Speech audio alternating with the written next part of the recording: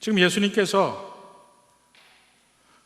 이 하나님 나라의 일종의 헌법을 선포하고 계신 것이죠. 산상보험. 하나님의 나라는 이러한 특징을 가지고 있고 하나님 나라의 백성들은 이러한 특징을 가지고 있어야 된다 하는 면을 이야기하면서 제일 먼저 가장 핵심적인 팔복에 대해서 이야기를 했습니다.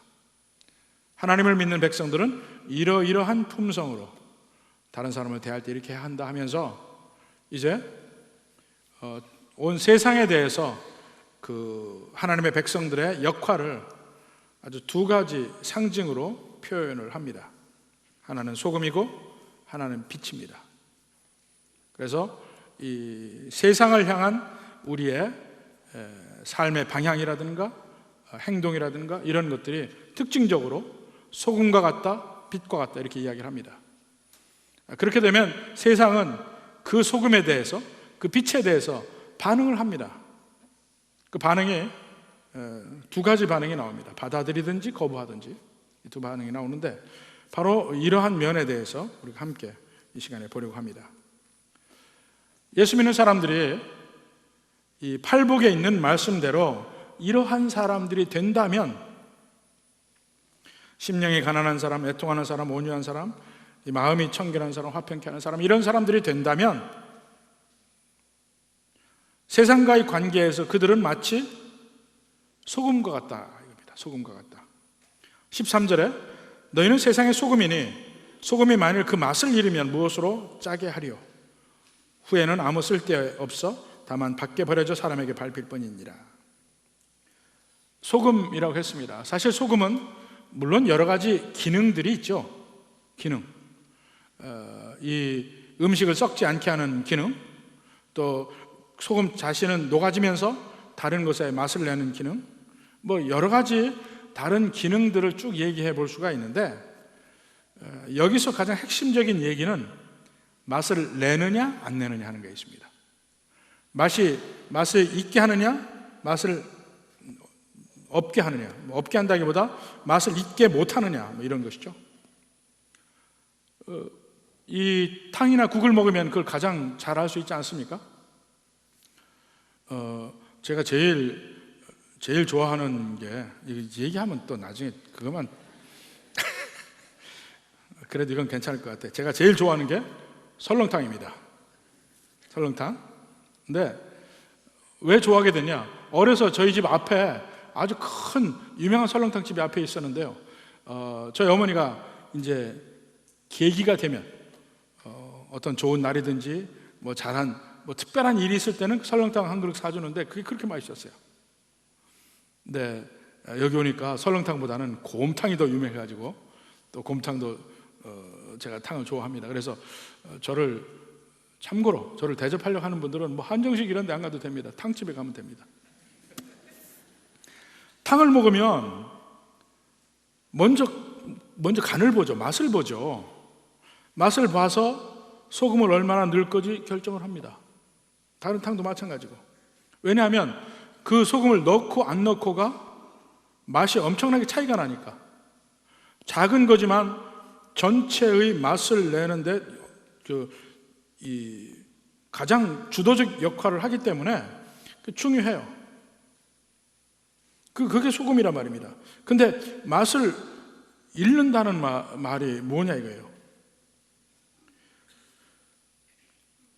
소금을 넣으면 맛이 달라져요. 대개 소금이 맛을 좋게 합니다. 우리나라보다 특히 중국 같은 경우는 음식이 되게 짭니다. 왜냐하면 음식이 짜면 그 다른 맛들을 더 훨씬 살려준대요.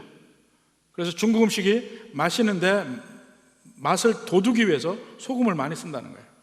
근데 우리가 세상에 대해서 소금과 같은 존재다. 그리스도인이 없을 때와 있을 때가 확연히 달라져야 된다는 거예요. 그리스도인은 세상과는 달라요.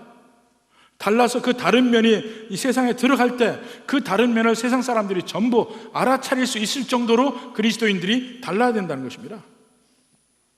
그것을 소금이라고 비유해요. 소금이 맛을 잃으면 하고 이야기하고 있는데 사실은 그 말을 엄밀히 따져보면 소금은 맛을 잃지 않습니다. 소금은 소금이에요. 여기서도 13절에 너희는 세상의 소금이니 이렇게 서술형으로 되어 있습니다. 소금이 되라고 이야기 안 합니다. 소금이여요. 이미 소금입니다. 문제는 맛을 잃는다는 말이 뭐냐면, 우리는 예수님 믿고 예수님 은혜 가운데 삽니다. 문제는 소금으로서의 역할을 언제 못하느냐? 다른 것이 많이 섞일 때. 이게 희석된다고 그러죠. 소금이 희석이 되면 짠맛이 없어집니다. 다른 면이 보이지 않아요. 이것이 여기서 말하는 맛을 잃으면의 의미입니다. 우리의 삶 속에 오직 예수님 믿고 사는 삶으로 순수히 그 삶이 가야만 하는데, 그 속에 자꾸 다른 게 들어와요. 세상적인 게 들어와. 그러면 점점 그 짠 맛이 없어지고 맛을 잃게 됩니다. 세상 사람들과 똑같이 사는 삶, 세상 사람처럼 열심히 돈만 추구하고, 세상 사람처럼 성적인 면을 추구하고, 세상 사람처럼 쾌락만을 위해서, 쾌락이 그 자체가 나쁜 건 아닙니다. 그것만을 위해서 정작 중요한 것은 잃어버리고 그런 것들을 쫓아가는 그러한 삶의 형태, 이것이 예수 믿는 사람의 삶 속에 들어온다면 소금으로서의 맛을 잃게 되죠. 바로 그런 면을 이야기합니다. 우리의 삶은, 우리는 원래 소금이기 때문에 다른 것들이 들어와서 삶이 희석이 되면 안 돼요. 그러면 더 이상 사람에게 버려져서 사람에게 밟을 뿐이라, 아주 하나님 앞에서 소금의 존재 인정받지 못하는 것이죠. 혹시 여러분 이런 말 들어본지 모르겠습니다. 당신은 입으로는 예수 믿는 사람 맞는데 행동은 전혀 아닌 것 같다. 겉으로는 얘기를 안 할 수 있겠지만 제3자에게는 이야기할 수 있습니다. 물론 그들의 판단 기준이 여러 가지 자기들 나름대로의 판단 기준이겠지만, 적어도 사람들이 볼 때 여러분들이 예수 믿는 사람처럼 보이느냐 아니느냐 한번 생각해 보십시오. 저 사람은 예수 믿기 때문에 확실히 다른 면이 있구나, 이런 면이 세상 사람들에게 보여지냐 이겁니다. 여러분의 삶과 행동을 통해서. 제가 아는 어떤 분들은 참 존경받아 마땅할 분들인데, 입만 열면 음담패설이에요. 입만 열면 음담패설. 한 번은 다른 분들하고 함께 여행을 했었는데, 전부 크리스찬들이죠. 존경받는 크리스찬들입니다. 근데 여행이 다 끝나가면서 나중에 모두 한마디씩 그분 놓고 대놓고 얘기했습니다. 입 좀 거룩하게 하라고. 입 좀 거룩하게 하라. 어떻게 그리스도인으로서 그럴 수 있느냐. 그분이 막 화를 내는 거예요. 내가 이제까지 자기들 내내 즐겁게 해줬더니 말이야, 정작 마지막에 와서는 나보고 입 거룩하게 한다고.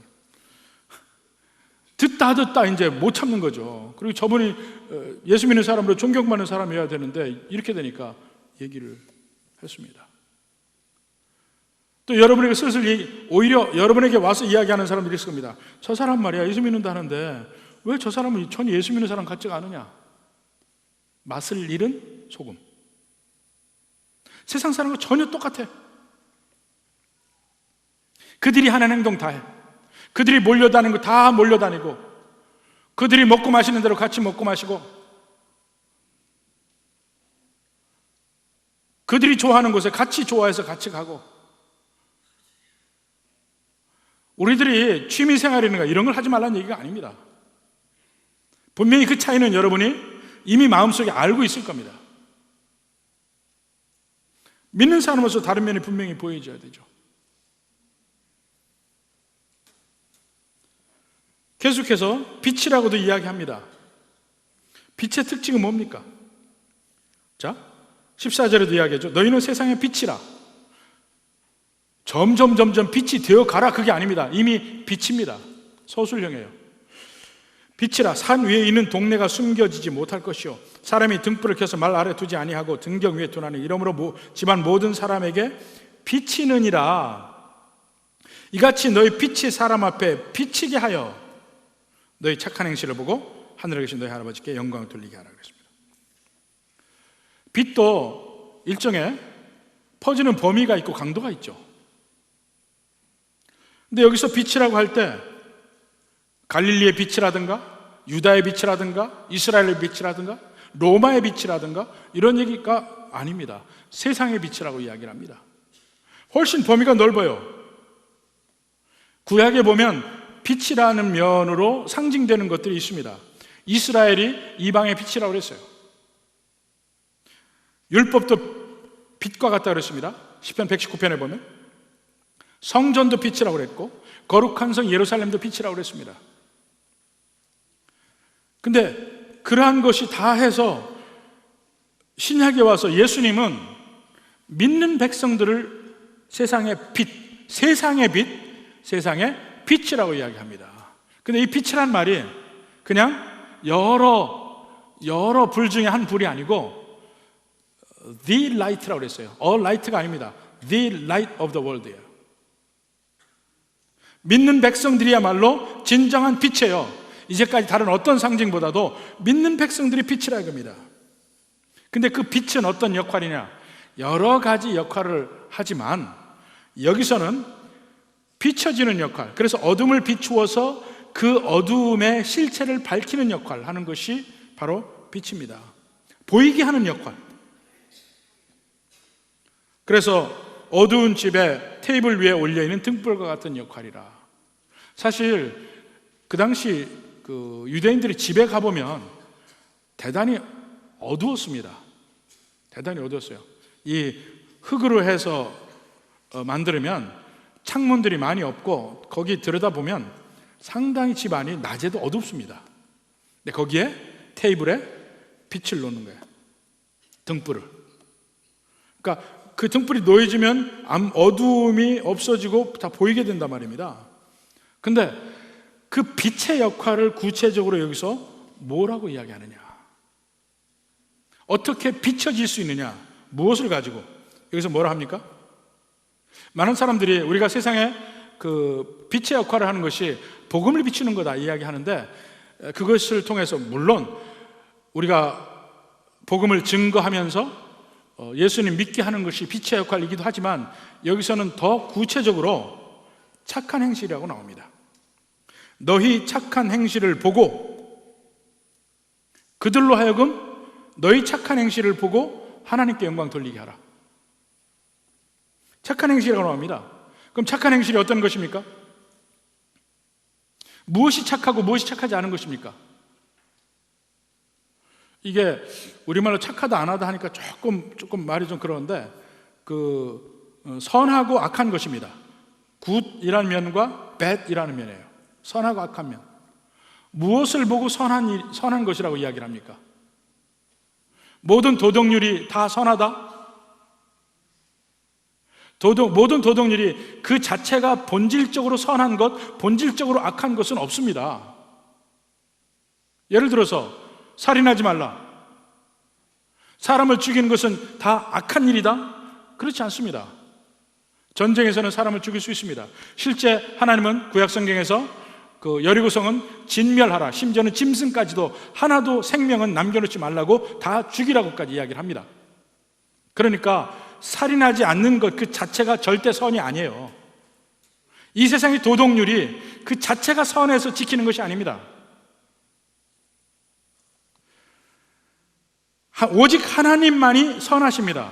그래서 하나님이 선하다고 하는 것만 선하고 하나님이 나쁘다고 하는 것은 나쁜 것이에요. 언제나 하나님 중심이고 하나님 기준입니다. 그래서 하나님이 명령하신 대로 지키고 살아가는 것이 착한 행실이라고 할 수 있어요. 하나님이 뭐라고 하시느냐? 이 세상에는 세상적 기준으로 착하다 아니라를 많이 구별을 합니다. 다른 사람을 위해서 사는 삶, 다른 사람을 위해서 내가 목숨을 버리는 삶, 그것을 다 착하다고 이야기합니다. 그런데 성경은, 하나님 말씀은 그게 아닙니다. 이 세상의 착한 행동은 다른 사람을 위해서 내 생명을 내어줄지라도 그 속에 사랑이 없으면 아무것도 아니라고 그랬어요. 이게 무슨 말이냐면, 사실은 세상에서 내가 의협심에 다른 사람을 위해서 죽을 수 있다니까요. 근데 그런 사람들을 세상에서는 의사, 열사 이렇게 이야기를 하지만, 하나님의 관점에서 보면 자기 의를 세운 것, 하나님을 믿지 않고 한 모든 행동은 결국은 자기 의를 세우는 것입니다. 결국은 자기를 위한 행동이야. 내 마음의 평안을 위한 행동이고, 진정 하나님을 위한 행동이냐, 여기에서 착하냐 아니냐 궁극적인 판단의 기준이 있는 것입니다. 하나님 뜻대로 하는 것. 근데 그 하나님 뜻대로 하는 행동들이 보면 세상 사람들이 보기에도 이해될 만한 행동입니다. 착한 행동. 다른 사람을 사랑하니까. 이해되지 않지만 좋은 행동. 원수를 사랑하니까. 원수를 사랑하니까. 그것을 통해서 봅니다.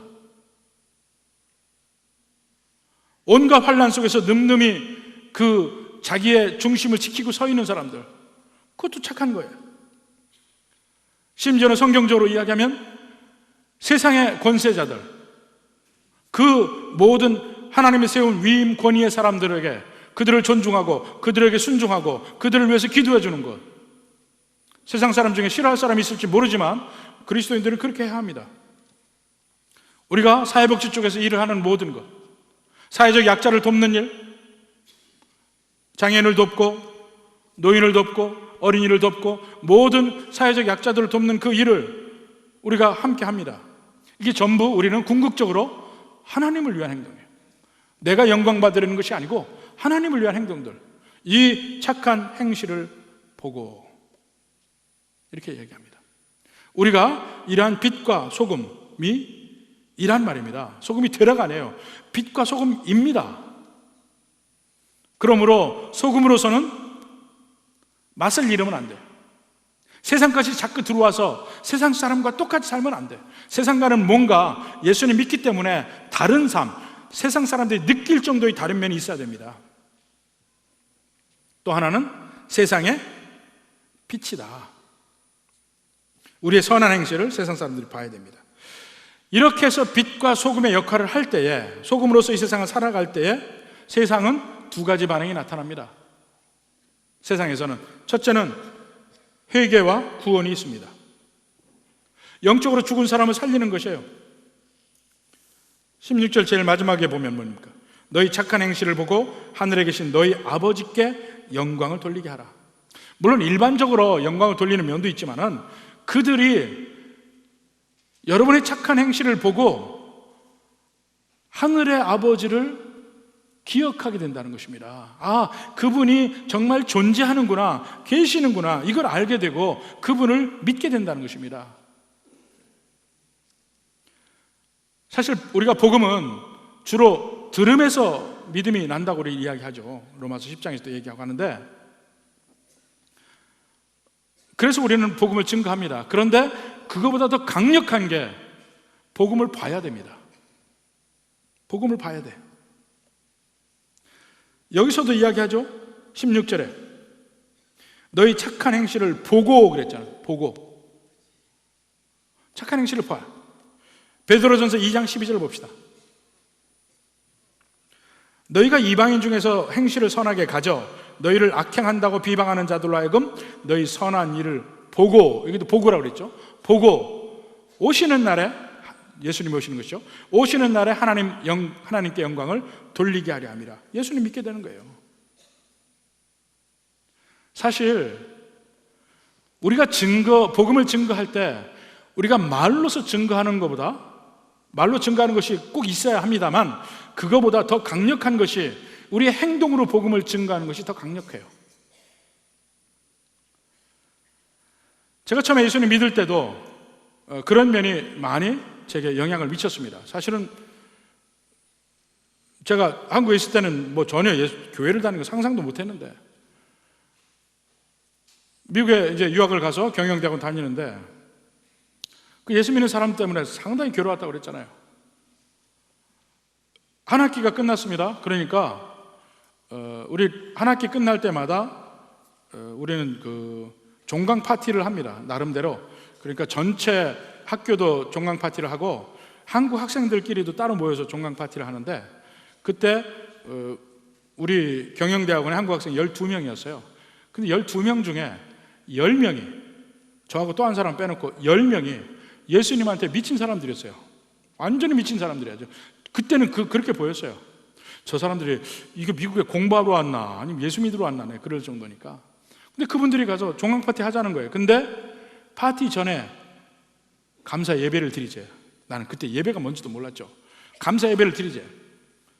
뭐 수적으로 12명 중에 10명이 그러자 하는데 2명이 뭐라 하겠어요. 할 수 없이 예배를 드리고 파티는 해야 되니까 같이 참석을 했죠.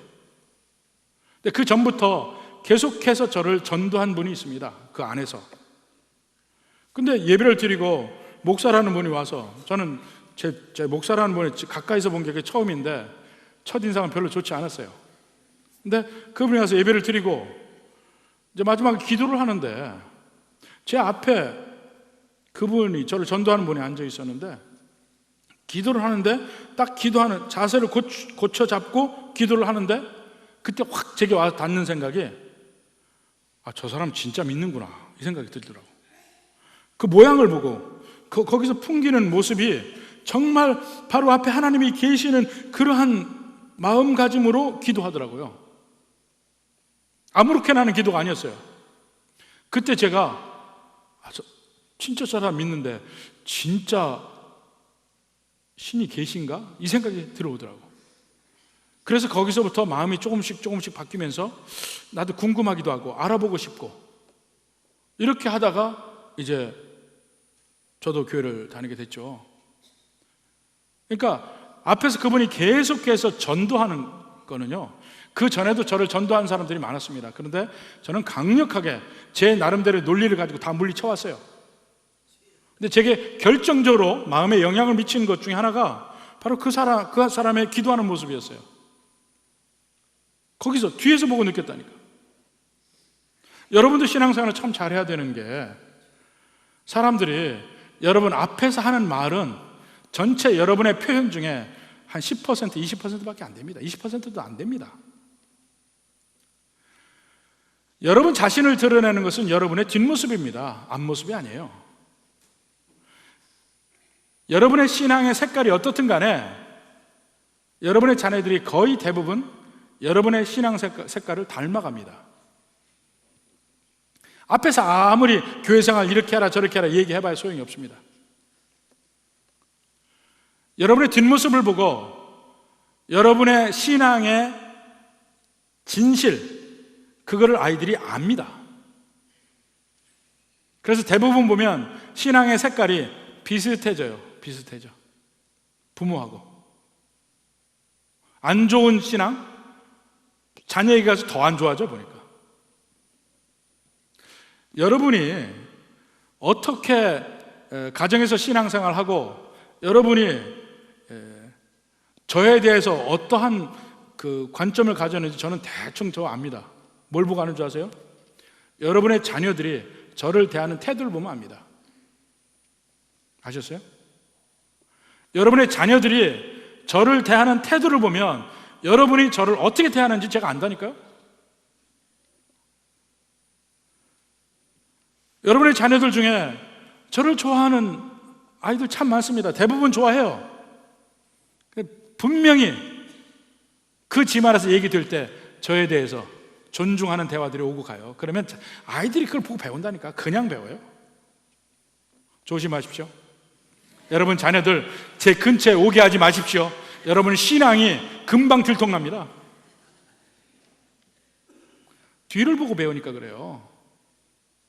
근데 세상 사람들도 여러분을 볼 때 여러분이 앞에서 하는 말을 보고 여러분 판단하지 않습니다.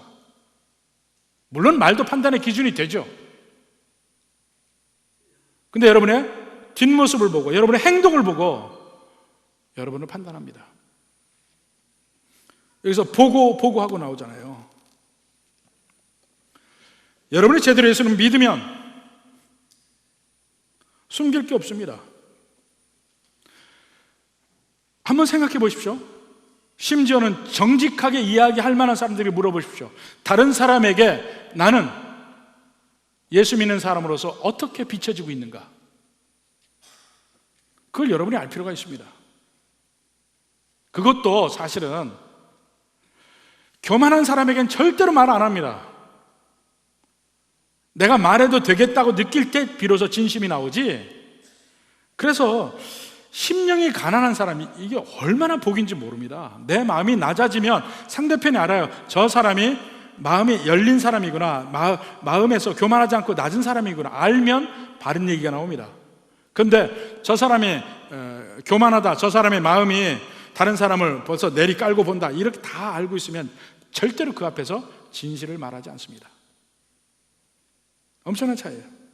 그럼 나는 평생 딴 생각만 하고 살아가. 다른 사람이 여러분 어떻게 보는 줄 아십니까? 대개의 경우 본인이 제일 몰라. 자기를 향해서 다른 사람이 어떻게 보고 있는지 그 관점을 본인이 제일 모른다니까요. 낮아지십시오. 낮아져야 돼. 마음이 열려야 되고 겸손해야 되고, 그리고 주님 뜻대로 살려고 노력을 하다 보면 빛과 소금의 역할을 온전히 감당하고, 오히려 여러분을 통해서 주변 사람들이 복음을 봅니다. 복음을 보고 여러분을 통해서 더 강력하게 복음이 증거됩니다. 여러분이 온갖 환난 속에서도 능히, 오히려 그 속에서도 잘 견디는 그런 모습, 신앙이 아니면 그렇게 갈 수 없거든요. 봐요. 나중에 그들이 환난 당할 때 여러분을 찾아옵니다. 그들이 환난 당할 때, 그들이 어려움을 겪을 때, 자기들이 잘 나갈 때는 안 찾을 수도 있습니다. 근데 그들이 어려움을 겪고 환난이 있고 문제가 생기면 진짜 예수 믿는 사람, 그들이 그렇게 느끼는 그 사람에게 찾아갑니다. 바로 그렇게 다른 사람들에게 도움이 될 수 있는 존재가 되기를 주님의 이름으로 축원합니다. 세상의 두 번째 반응은 예수 제대로 믿는 여러분을 박해하는 겁니다. 착한 행실을 보고 오히려 박해해요. 팔복에도 보십시오. 10절부터 의를 위하여 박해를 받은 자라고 나오죠. 거기에 대한 설명이 11, 12절이에요. 11절 봅시다. 나로 말미암아 너희를 욕하고 박해하고 거짓으로 너희를 거슬러 모든 악한 말을 할 때에는 너에게 복이 있다. 언제 박해합니까? 그냥 내가 모든 삶에서 고난을 당하고 있는 것, 그걸 얘기하는 게 아니에요. 고난은 내가 잘못해서 당하는 고난도 있습니다. 근데 여기서 말하는 박해는 내가 예수님과 함께함으로 말미암아, 내가 예수님처럼 살려고 하고 예수님의 뜻대로, 예수님이 기뻐하시는 대로 살려고 하다 보니까 그 다음에 오는 박해, 이걸 얘기하는 것입니다. 여러분, 여기 팔복에 나온 사람들처럼 여러분이 살면 반드시 박해를 받게 되어 있습니다. 이게 복 있는 자의 길인데요. 근데 반드시 먼저는 박해를 받게 되어 있다니까요. 아이러니컬한 얘기지만 사실이에요. 요한복음 15장 19절 20절 봅시다. 너희가 세상에 속하였으면 세상이 자기의 것을 사랑할 것이나 너희는 세상에 속한 자가 아니요 도리어 내가 너희를 세상에서 택하였기 때문에 세상이 너희를 미워하느니라. 이런 면 한번 당해보셨습니까? 어떻게 당하는 겁니까? 그리스도인이 그리스도인답게 살면 박해를 받게 되어 있습니다.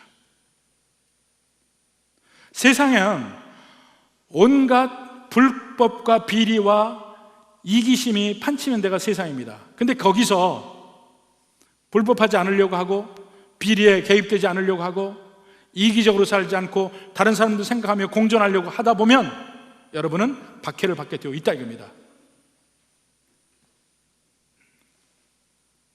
왜냐하면 언제나 세상에서 문제를 일으키는 것은 소수의 이익 집단들입니다. 세상 전체를 위해서 사는 사람들은 괜찮아요.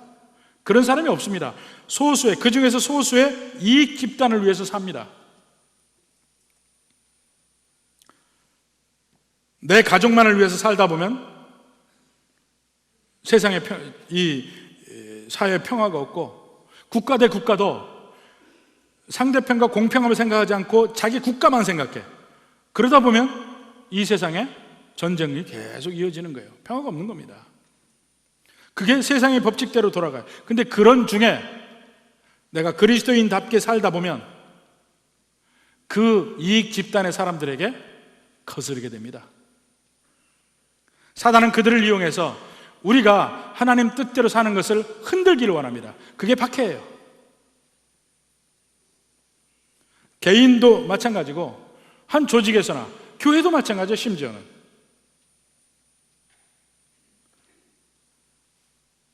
교회에서 저도 어려움을 당했던 가장 핵심적인 게 뭐냐, 제가 목회를 하면서 제일 힘들게 지켜가야만 하는 것이 뭐냐면요, 공평하게 대하는 거예요.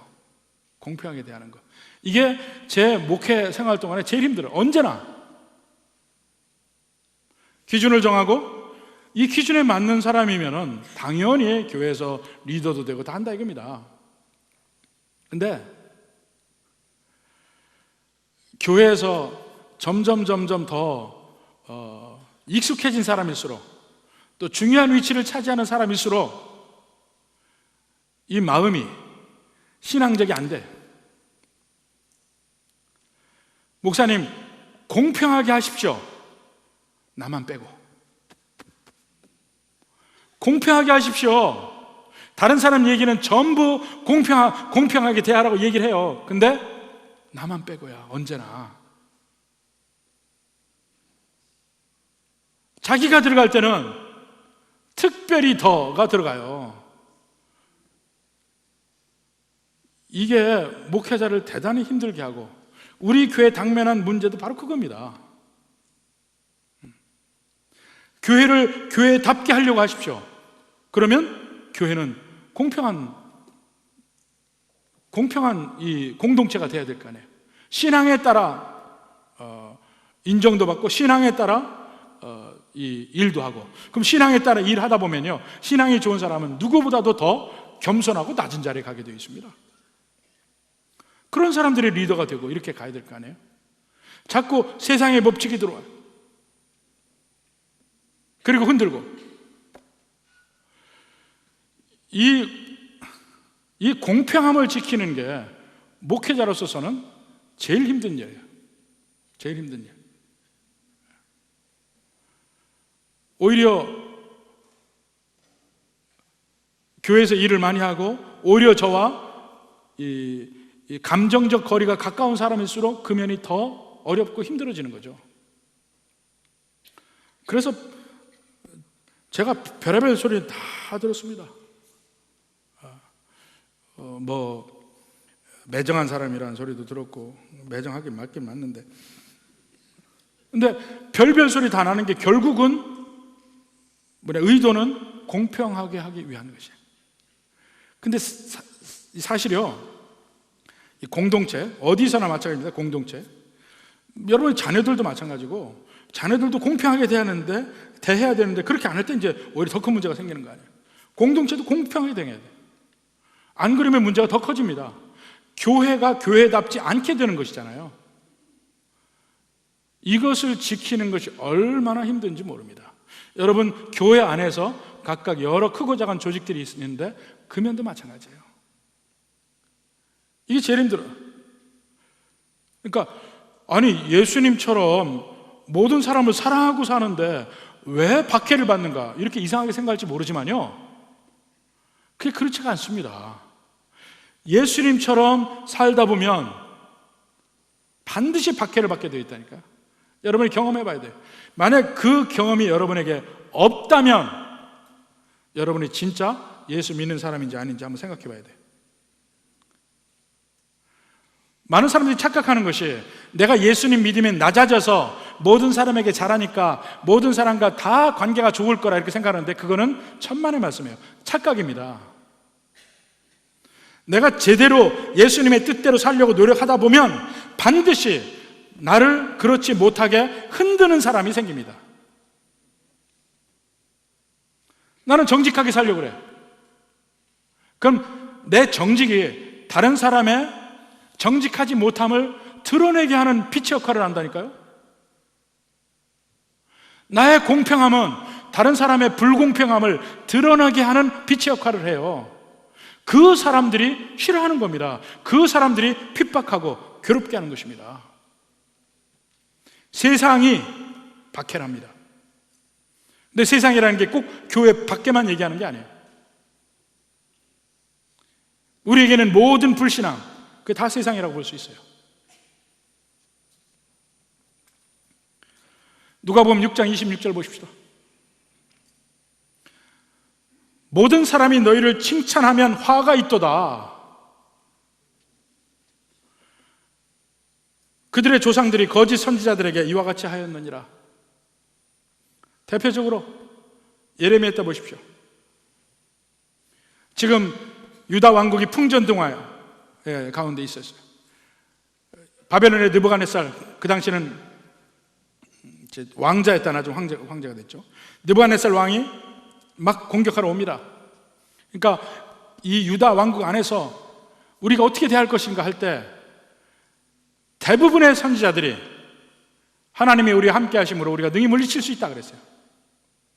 근데 그들이 다 거짓 선지자야. 오로지 하나 예레미야만이 이것은 하나님의 심판이다. 우리는 이때 당해야 되고 이때 괴로움 당해야 되고 하나님의 벌이다. 그러니까 그들이 올 때 우리는 항복을 해야 되고 그 다음에 하나님이 우리를 국리히 여기실 때까지 우리는 기다려야 된다.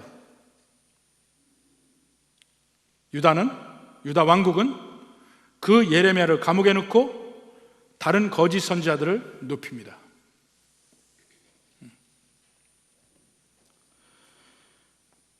모든 사람의 마음에 맞게 행동을 다 하려고 하면 결국 하나님의 뜻에 거스르게 됩니다.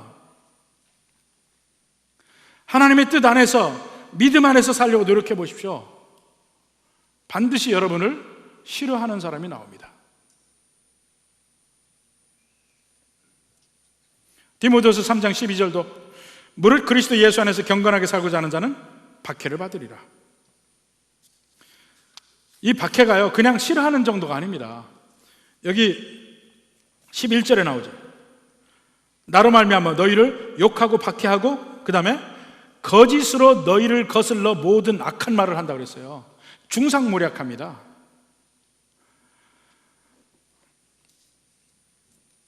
이 어려움을 겪을 때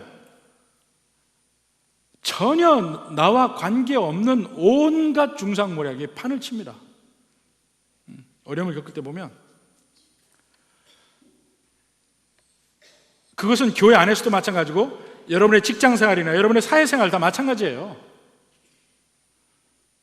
이것은 예수님이 즐거워하지 않는 일이다 하면 하지 않고 가잖아요. 이것은 예수님이 꼭 하라고 한 일이다 하고 가잖아요. 그러면 여러분에게 박해가 온다니까. 그걸 겁내지 말아야 합니다.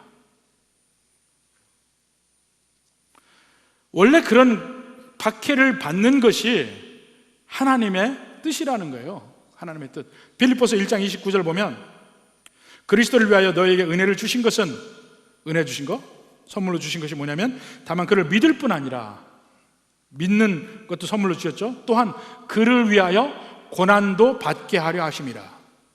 그를 위하여 고난도 받게 바란다. 하나님이 예수 믿는 사람 박해받고 고난받는 거를 이미 패키지를 주신 거예요. 예수님 믿을 때. 그러면 예수님 믿으면서도 나는 예수님 믿고 복받아서 한 번도 누가 나를 뭐라고 안 하고 나는 잘 먹고 잘 산다, 걱정해야 합니다. 걱정해야 돼. 오히려 진짜 예수님 믿는 믿음이 없는 사람인지 몰라요.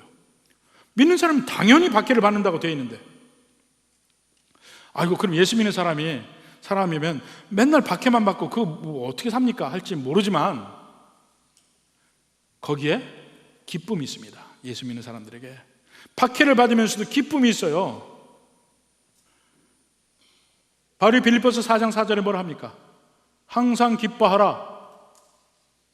명령으로 기뻐하라. 어떻게 기뻐하냐 하면 여기 12절에도 나오죠. 기뻐하고 즐거워하라. 언제 기뻐하고 즐거워하라고요?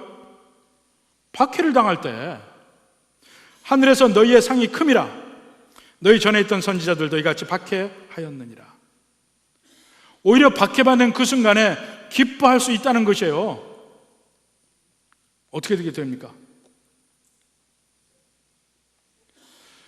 예를 하나 들어볼게요. 세상적인 예입니다. 이 주식이 주식값이 오르락내리락 하잖아요. 그럼 그 주식값을 보면 여러분, 주식의 값이 어떻게 정해지는 것 같습니까? 대개 일반적으로는 그 회사의 가치를 이야기한다 이렇게 이야기를 해요. 근데 많은 사람들이 뭘 생각하냐면 그 회사의 재산이 얼마인가, 부동산 따져서 그 값을 가지고 이게 주식값이라 생각을 하는데, 주식값은 그렇게 결정되는 게 아닙니다. 주식값은 뭘로 결정이 되냐면 앞으로 이 회사가 계속 영속적으로 진행된다고 봤을 때 이 회사가 매년 벌어들일 모든 수익의 총합계의 예상치가 주식값이에요. 앞으로 이 회사가 벌어들일 모든 소득의 총합계 예상치, 총합계라는 얘기가 아니에요. 총합계의 예상치가 주식값이라니까요. 제가 무슨 말 하냐면, 구글도 그렇고 최근에는 페이스북이라는 회사가 있죠. 페이스북이라는 회사가 지금 점점 늦게 했지만은 점점 구글 이상으로 막 그냥 가려고 엄청나게 커졌습니다. 근데 그 페이스북이 처음에 나올 때, 구글도 마찬가지고 처음에 한 수년, 적어도 수년, 거의 10년 가까이 이익을 낸 적이 없습니다. 이익을. 언제나 매년 엄청난 마이너스였어요. 근데 그 계속해서 엄청난 마이너스를 내는 그 기간 동안에 그 페이스북을 창설한 저커버그는 빌리언의 억만장자가 됐습니다. 회사는 계속 적자를 내는데 왜 그런 줄 아세요? 지금 당장 적자를 내고 있지만 이 회사는 장래, 이 적자 내는 기간을 어느 정도 지나고 나면 엄청난 수익을 낼 회사다. 이것이 모든 투자자들의 마음이 있습니다. 그러니까 적자 내고 있는 동안에 빨리 주식을 사는 거야. 처음에는 마이크로소프트가 제안을 했습니다. 아주 페이스북이 작을 때 1조를 주겠다 그랬어요. 1조. 그때 회사는 계속 적자인데, 근데 저커버그가 거부했습니다. 그 다음에 또 훨씬 많은 돈을 준다고 했는데 또 거부했어요. 오늘날 페이스북은 100조 이상 갑니다. 100조. 그 자산 가치가. 뭘 얘기하냐면요, 지금 당장 계속 마이너스인 회사인데도 돈 버는 꿈에 부풀어 있어요. 그 회사의 모든 직원들은. 왜냐하면 몇 년이 뒤에 가면 반드시 우리 회사는 엄청나게 돈을 벌어들일 거라. 그걸 가지고 살아가요. 지금 마이너스 내고 있는 그 회사에 있으면서 그 회사 직원들은 기분이 좋을까요, 나쁠까요? 좋을까요, 나쁠까요? 잘 모르겠어요. 주식이라? 기쁘죠? 기쁘죠? 현재 마이너스가 나도 기뻐한다니까. 왜냐하면 앞으로 우리는 엄청난 돈을 벌 테니까. 세상도 그렇게 돌아가요. 우리 예수 믿는 사람들 봅시다. 계속해서 제가 얘기했죠. 천국을 보고 살아간다고. 천국의 상급을 보고 살아갑니다. 근데 오늘날 우리가 계속 환난과 어려움과 박해를 당해. 예수 믿기 때문에 천국에 내가 지금 점점 저축이 더 많아지는구나. 이래서 기뻐진다는 거예요. 그러니까 그건 믿음에서 나오는 기쁨입니다. 이 믿음이 없으면 환난을 당할 때 기뻐할 수가 없어요. 믿음이 있으면 박해가 있어도 기뻐집니다. 여러분 지금 기쁨의 생활 합니까? 현재 생활에 박해가 있습니까? 있는지 없는지 먼저 따라. 박해가 없으면 여러분 크리스천이 아닐 가능성이 많다니까. 두 번째로 박해가 있다면 기쁘냐 안 기쁘냐 이거예요. 기뻐야 믿음이 제대로 다는 거예요. 앞으로 내가 받을 상급이 점점 커지는구나, 이래서 기뻐진다는 거예요. 그러니까 기뻐하고 즐거워하라. 하늘에서 너희의 상이 큼이라. 기쁨의 원인이 여기 있어요. 그러니까 바울이 감옥에 갇혀있는 상태에서 빌립보 성도들에게 항상 기뻐하라 이야기하는 거예요. 자기도 감옥에 있으면서 자기도 기뻐한다 이거예요. 이게 크리스찬의 삶입니다. 여러분은 그 중에 어디에 계십니까? 크리스찬의 삶은, 그래서 크리스찬에게 있어서 박해와 고난은 일종의 그 확인도장 같은 거예요. 확인도장, 인감도장 같은 거예요. 아, 내가 분명히 그리스도인 맞구나. 분명히 앞으로 내가 주님을 위해서 당하는 모든 고난과 박해 하나님이 상급으로 주시겠구나. 이래서 기뻐서 살게 된다는 것입니다. 다니엘도 에스겔도 예레미야도 수없이 많은 구약의 선지자들도 바로 그러한 것을 안고 살아갔습니다. 우리 모든 성도님들도 바로 이 은혜 안에서 기쁨을 가지고 살 수 있는 여러분이 되기를 주님의 이름으로 축원합니다.